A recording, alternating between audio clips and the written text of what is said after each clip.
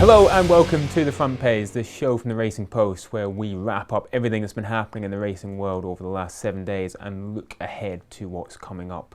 And what a week it was. We had history made at Aintree, a title race back from the dead and a trailblazer hanging up their saddle. For all of that and lots more, I'm delighted to be joined by Jonathan Harding and Liam Head. Guys, let's get straight to it and dive into what happened at Aintree. John, you were there. Willie Mullins had 6 runners. 1 was brought down. The rest finished 1, 2, 3, 5 and 7.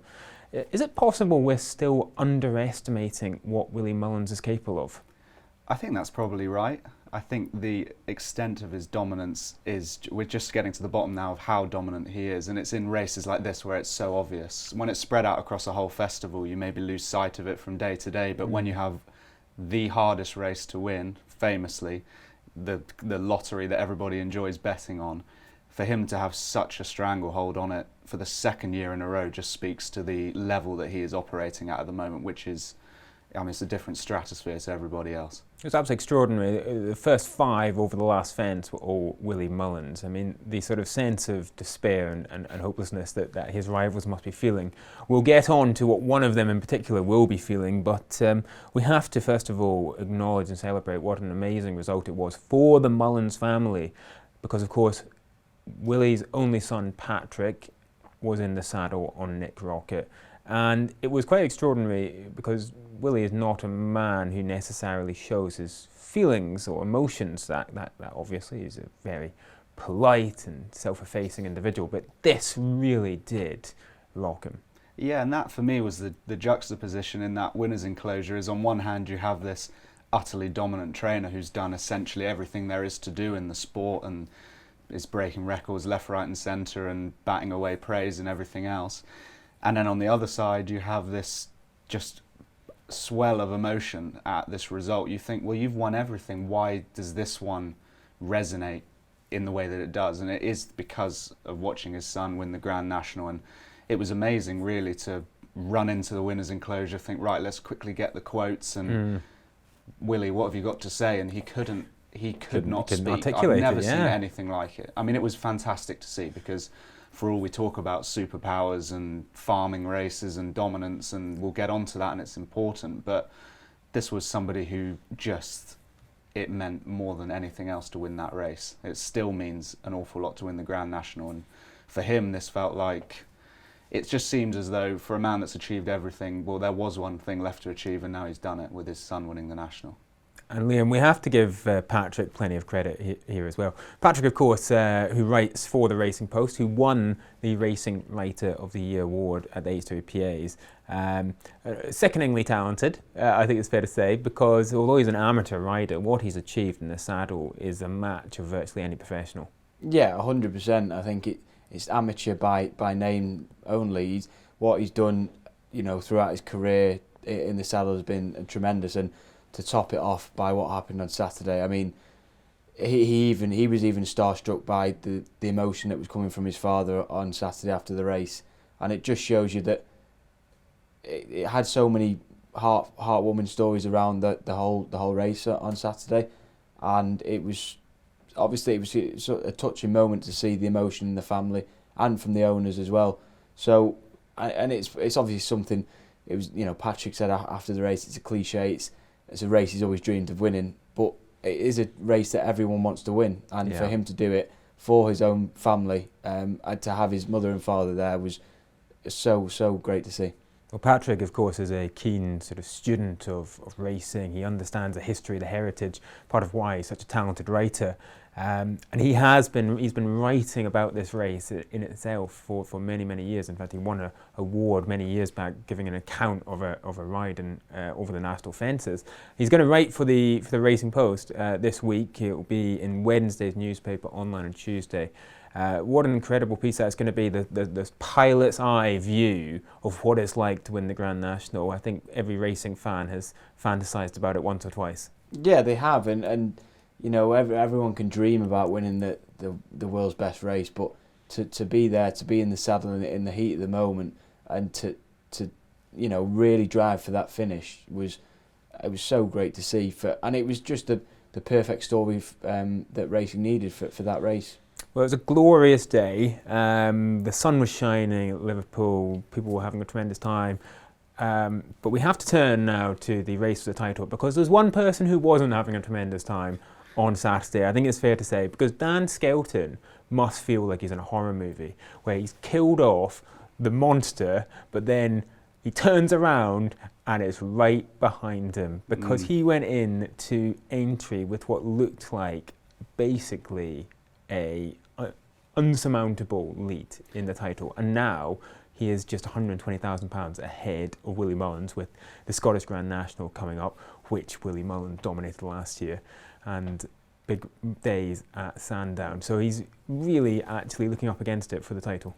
I do feel a bit sick for him, really, because it's just... I spoke to him a few weeks ago at Newbury, and it was the conversation was, well, have you got one hand on the trophy? And he said, no, I'm worried about what might happen at Aintree. Now, Willie Mullins very possibly would have won that race, but the fact that he got the first 3 home in terms of prize money is just about as bad as it gets. And there was actually... I was watching the race from the winner's enclosure, and I could see down in the distance watching it, and I think he might have even been filmed watching it. And I mean, I'd love to see the footage, because I just think you'd see the moment his face dropped. But to be fair, and credit to him, he was obviously asked about it around the later races, and he was pretty philosophical about it when he said, we're getting better, but so too is Willie Mullins, which is a slightly scary thought. It's not over, but selfishly, as somebody who covers the sport and likes these storylines, it's great going into the final weeks of the season with a little bit to play for in that title race. It'll be great fun as it was last year, but perhaps not if you're Dan Skelton. No, absolutely. It sets it up, it tees it up perfectly. For the last few weeks, we were calling this race over. In fact, some of the bookmakers stopped betting on it. But it is going to be an absolute thriller in the last few weeks. However, we do need to turn to the question of Mullins' dominance, because there's obviously mixed views on this one, John. Some people, Lee Mottershead has written in today's paper, we shouldn't worry about it, we should find ways to salute his enormous achievements. I think you can do both. We need to recognise and appreciate what an unbelievable achievement this is from Willie Mullins, and how the fact he keeps scaling new heights is just extraordinary. Equally, at the same time, it's probably not good for racing when the most unpredictable, biggest field handicap is sort of dominated in this way, and of course it's building off last year's victory as well. I'd have a similar view, at the risk of getting splinters. I think you have to celebrate it. It's a phenomenal achievement. He's built his empire, and it becomes a bit of a virtuous circle. When you have success, it breeds more success, because if you're one of those massive owners with those really good horses, where are you going to send them? There's only one man, really. But at the same time, like you, I think the options have to be on the table to be constantly reviewing this and what can be done to maybe level the playing field. Now, my view of anything that is brought into a sport in order to increase the competitiveness relates to fairness. If somebody is somehow getting an unfair advantage, then measures have to be taken to bring that into line. As per a football club gets a huge amount of investment, like a Manchester City or something, financial fair play feels like a good example of, well, this is stopping teams getting an unfair and unreasonable advantage. The problem we have in racing is that all Willie Mullins has done is the same as any other trainer has done. He's just done it better and at a greater scale. It's whether whether there is something about what he's doing or something that can be done to, do you know what I'm trying to say? Something about, I guess the question is, though, has Willie Mullins broken jumps racing because he has become so successful, and success, as you say, breeds investment, and that then creates a situation where instead of actually others coming back to them, the gulf between them increases. And what can you do? It's hard to say, well, we're going to bring in and limit his numbers and limit this and limit that, because he hasn't done anything wrong. He's just... Well, I mean, so it's hard, true. Isn't it? And then it's if true. you think, then it's okay. I've been a proponent of, well, the greater good, and it is bad for the sport to have too dominant a power. But then when you start bringing in, do we limit, I know Chris Cook's put this forward, do we limit stable numbers? Do we limit the number of... It's getting into quite dodgy territory. I think What's the difference between that and a salary cap or a spending cap or financial fair play in football? I just think because it's sort of financial fair play is stopping those external factors where it's outside of sporting achievement, where it's simply throwing money at a situation, whereas Mullins is where he is because of sporting achievement and because of his own merits, rather than someone basically just throwing in and giving someone an unfair, or not unfair, but giving someone a leg up. The fact that it is all in-house and it's all Willie Mullins, it's hard to then turn around and say, well, we want to limit the number of owners you can train for, or limit. I do think the National actually, sorry, I don't want to go on too long, but the National I think would be a good test bed for this idea, because it is supposed to be a lottery. Yeah. The number of trainers have dropped, the number of owners represented, I assume, as well have dropped. I need to check that out. That might be a good race if we're going to look at runner caps and things like that. That might be the logical place to start. The numbers for the Grand National, when it was a 40 runner race, the last time it was a 40 runner race in 2023, there were 29 different trainers represented. 2022 there were 28, similar going back into the previous decade, always around that sort of high 20s, 30 trainers represented. In the 2 races since it went to 34 runners, there's been 16 represented. And that's obviously partly a product of the field size reduction, which tends to disproportionately affect smaller trainers, but it's also just a reflection of the enormous dominance of Willie Mullins and a small handful of other trainers. It's a tricky one to say they should be punished for this, Liam, and I don't think punished is the right word, but I think we can simultaneously say that reduction in the number of trainers represented is not to the benefit of the Grand National. No, because you obviously want, the Grand National is the race that everyone wants to be involved with, and no matter how big or small the trainer is, you want to make sure there's as many representatives as possible to make sure that that there's a sort of the fairy tale angle is alive. Yeah, exactly, and it gives everyone the chance. Like if we've touched on it, it is a lottery. Like anyone can win the race. We've seen it in the past. That the odds, the odds of horses winning, they vary in the last few years. So you need to sort of almost level that playing field to ensure that it is fair for everyone. You see horses just missing out because the standard of quality got a lot better, and undoubtedly that is because you've got trainers like Willie Mullins, who obviously has got the stronger horses in the race, so he's sort of represented a lot more than your smaller trainers. So it's a difficult position to sort of think about and where we go from here. But it's obviously something that we need to touch to make sure that we don't go sort of down from here. Well, the potential consequences, of course, if we get it wrong, is that interest in this great race, that's the wonderful shop window for horse racing, diminishes, and that sort of brings us to some of the early signs about where does Saturday's race stand. Attendance figures at entry were up, which is possibly not surprising given what an absolutely magnificent day it was. It looks like turnover was around, kind of betting turnover was flat, maybe up a little bit year on year. TV figures though, cause for alarm I think. 5.2 million watched peak figure on ITV. 6.1 million last year, which was itself a low. Going back to 2019, it was almost 10 million. So you're basically, the sort of, you've lost half the audience from the peak. Now there's a lot that goes into this. It was a sunny day, people were outside, the percentage share of audience was actually quite good. Fewer people watch live TV than they used to do. But at the same time, clearly that's a big drop. Yeah, massive drop. And like you say, it's hard to pinpoint exactly what that is. I would be sceptical at thinking it's to do with who wins the race and the nature of the race or anything else.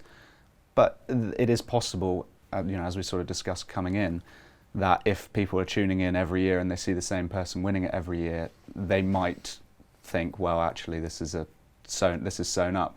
But I also had the thought, Tiger Woods used to win everything. It didn't stop people watching golf. I think that it's still the race, the spectacle, and I think most people tuning in are just seeing how their horse they selected randomly and pick the colours or whatever. Not in a disrespectful way, but the average person watching it, I don't think will be too bothered about who trains the horse, as such. That's a bit of a tangent, but no. Overall, yeah, it is slightly concerning. But I think there's so many factors that you can't be too alarmed about any one in particular.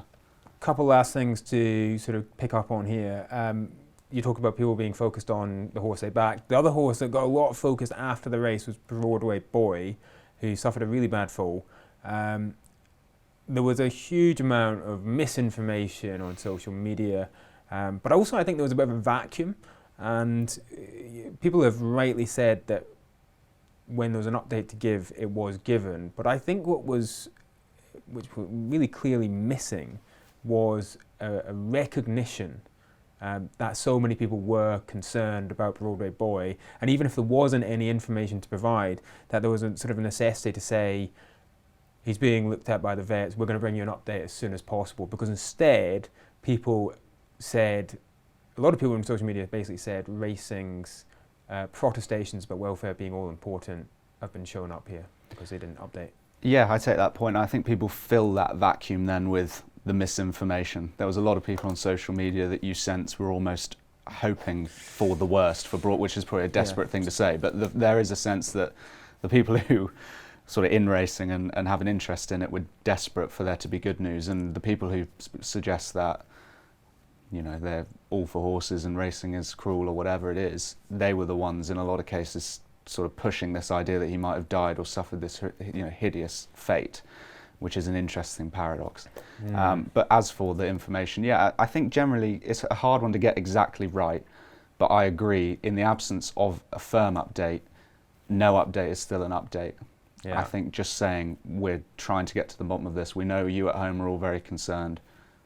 Yeah. The vets are doing, you know, this is what the vets are doing. This is, I think the truth never hurt an honest cause, did it? So I think the more information you can put out, the better. Agreed. Right, we have a lot more to catch up on from Aintree, but let's turn away from the Grand National now, and we've got the perfect man in the studio for the Constitution Hill segment, because of course, Liam, you are a Lambourn correspondent.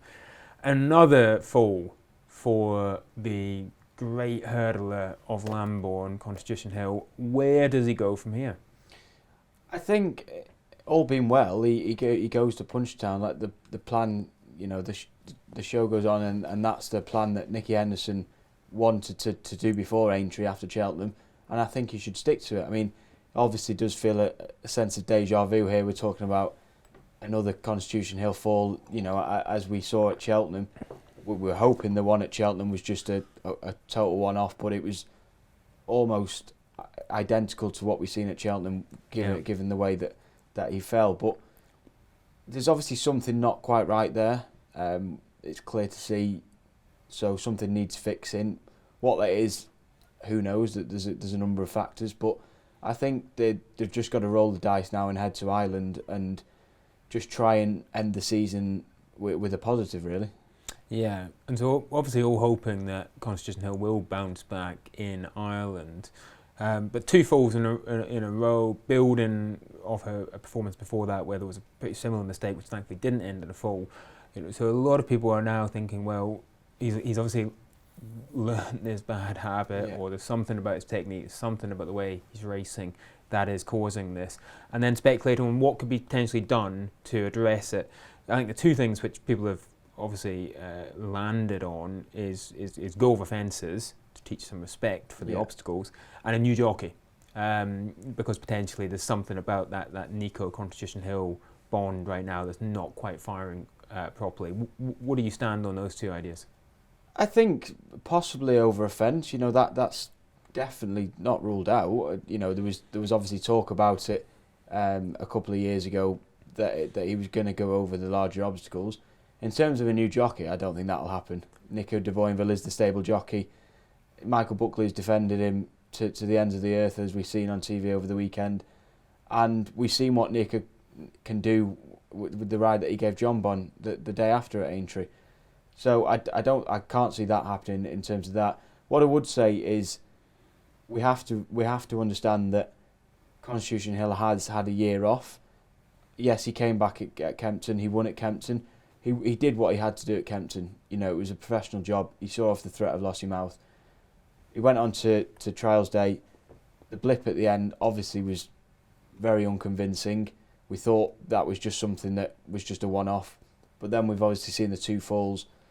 And it is a shame to see what has happened since he's come back and since he's won. But there's no denying that he's still a talented horse. And Nicky Henderson is obviously the right man to get to the bottom of this, of what the issue is, and I firmly believe that we'll see him back to his very best soon, and I hope that is at Punchestown.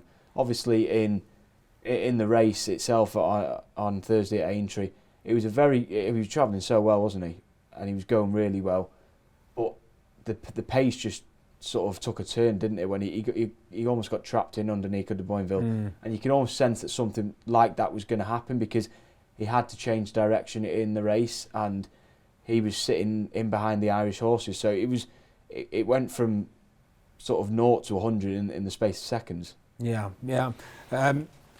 There's a real danger now, isn't there, John, that the legacy of Constitution Hill is not going to be what we thought it would be, which is that one of the all-time great talents, but in fact one of the all-time most frustrating talents. Yeah, I mean, quite rightly build these horses up, and people love unbeaten horses, and we're very quick to build them up to be greats, and then the slightest error, and then suddenly it's all over and the legacy's gone, and they weren't as good as we thought they were. I think his legacy is what it is. I think you can't get shy away from the fact he's now fallen twice when he's expected to win in those big races. He's still a fantastic racehorse. He's still at his very best, one of the best hurdlers we've seen, I think.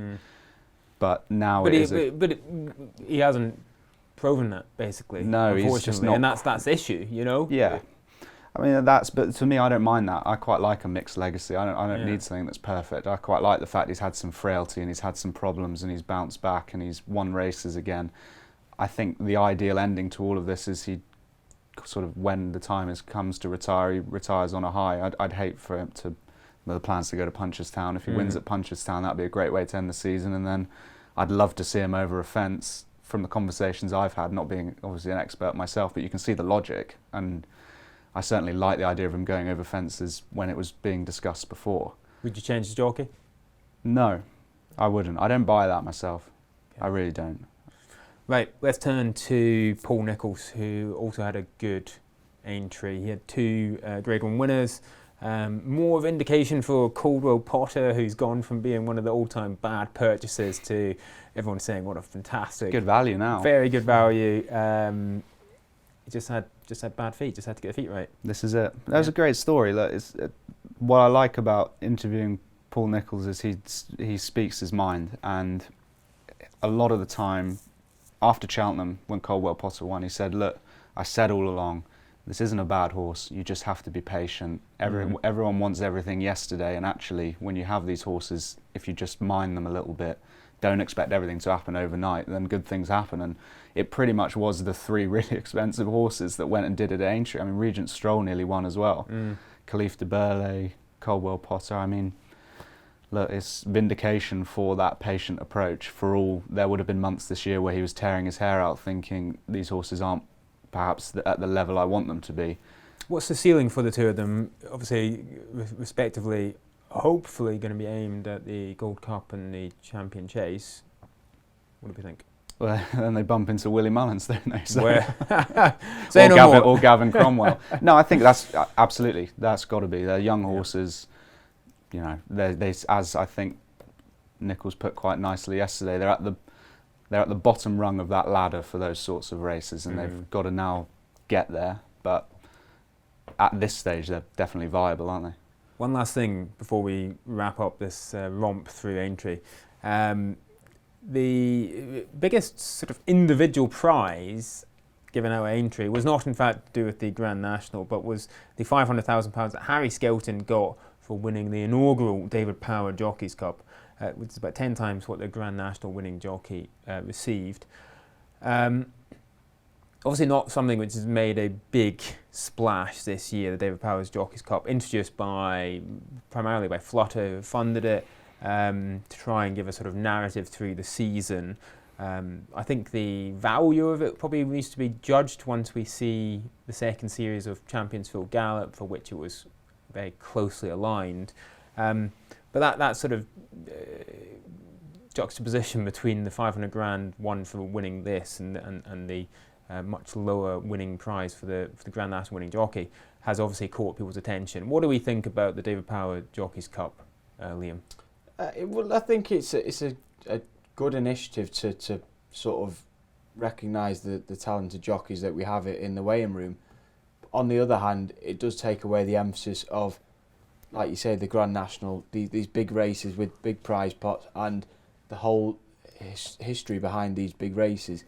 And in a way as well, there's all right, the jockey's title is the title race sort of looks like it's come to an end with Sean Bowen champion-elect, but there seemed to have been a lot more emphasis on this Jockey's Cup than the actual title race, because the prize money is obviously a lot higher.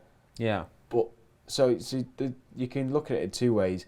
It's been well promoted by sort of the sport, ITV and so on, but there seems to be a lot of emphasis on sort of the whole competition rather than these big races. Yeah. It's going to sound awful, but I've really not followed it. Well, I don't think people have that in closely fairness. as a play-by-play. I just really haven't. It hasn't. Jockeys obviously love it because it's huge investment. Yeah, and no one begrudges they that. have then done a lot of there's been a lot of stuff on sort of TikTok and Instagram and stuff, which is all important and great that the jockeys have bought into it.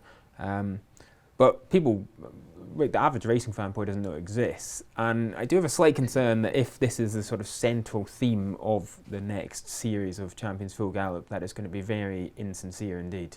Yeah, I mean, my default position with anything in racing is let's try a new idea, because I've spent so many hours writing about racing not embracing any change at all. So I'm all for jockeys competing for that level of prize money. I think that's great. It's investment. It's a good idea. I just think it's going to take time to bed in if they pursue it again next year. And it just felt for me a little bit like an extra thing rather than something that I could really sink my teeth into. And that might just be the way that it, if it went down to the final day as per the Trainers' Championship, then maybe I'd be probably would be singing a different tune because you're engaged by it. But this is the irony, of course, because they sort of introduced this to ensure that they had a season-long narrative to sort of capture for Champions Full Gallop. And then we have the most exciting conclusion to a Trainers' Championship potentially ever. But that's a subject for another day. We must move on to Dubai World Cup, which in a quirk of the calendar fell on the same day as the Grand National. Frankie Dettori, bankrupt one week, winning big in Dubai the next. Possibly the most Frankie Dettori saga of the storyline just yet. Yeah, since the last one. Yeah. I mean, there's just, it's all part of his story. I mean, we've had books written about it already, but I'm up for a Netflix documentary if anyone, fancies.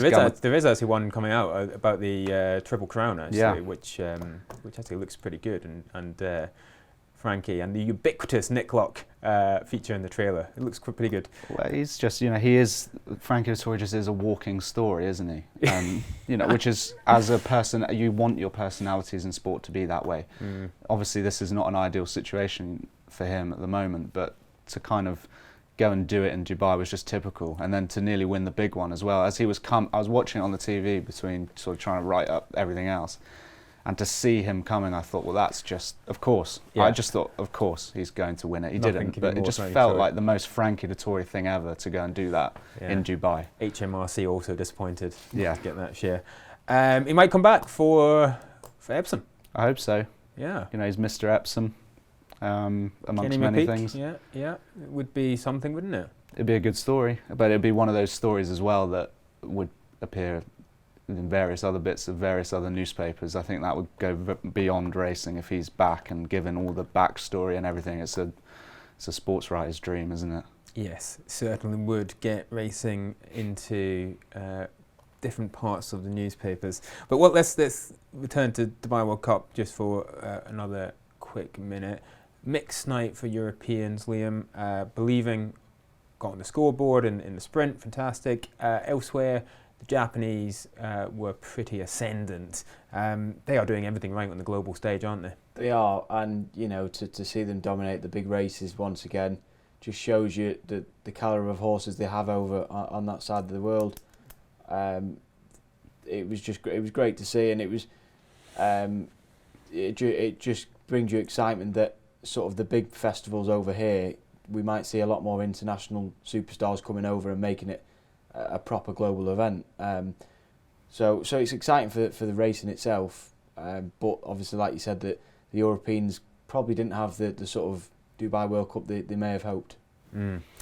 Let's finally finish with some of the jockeys who en masse decided to retire. Yeah, great timing. Yeah, it was, wasn't it?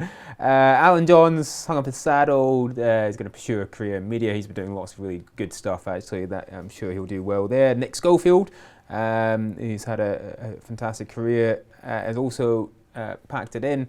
But perhaps the highest profile, with no disrespect to the other two, was Hayley Turner. A trailblazing jockey, Liam, and a role model. Do we properly appreciate how much she's done for the sport? I think we will, now that she's not going to be riding sort of most weeks. You only have to look at what she's done for the sport, obviously getting to 1,000 winners. And she's obviously been a role model for the likes of Saffie Osborne and Holly Doyle. And it does inspire the next generation of female jockeys coming through to see someone of her level, you know, achieve what she's done in the sport. Obviously, I know that she left the sport and then she came back, you know, a few years ago. But what she's done has been incredible, and you know what a female jockey, female jockeys can only dream of sort of having half the career that she's had in. I think in most saddle. jockeys, never mind female jockeys. And John, what's Hayley's legacy, and how has the weighing room changed since she sort of broke through? Well, that's the key thing, and I think her legacy is the fact that it is almost now a non-story that female jockeys, sort of with the likes of Holly Doyle, it feels kind of wrong to even characterise them as female jockeys because they are competing on such a level playing field. And I think Hayley Turner has an awful lot to do with that, because she was competing on a level playing field at a time when it wasn't level in the slightest, when the atmosphere and the circumstances and being a female jockey was a major deal. I think it's because of the way that she was able to elevate herself and persevere and ride winners and ride really well, that we're now in a situation where it's almost so what? Doesn't matter if you're male or female if you can do the job. And I think you look at Holly Doyle and you look at Saffie Osborne, that's the legacy, isn't it? Absolutely. Well said. We're going to wrap up there, gents. Thank you very much for all your contributions, and thank to you at home as well for joining us on the front page. We'll be back again next week with more assessment of all the big stories, and of course there's comprehensive coverage on the Racing Post through the week, and indeed a full platform of fantastic video shows coming up. So do stay tuned, and we'll see you again soon. Thank you.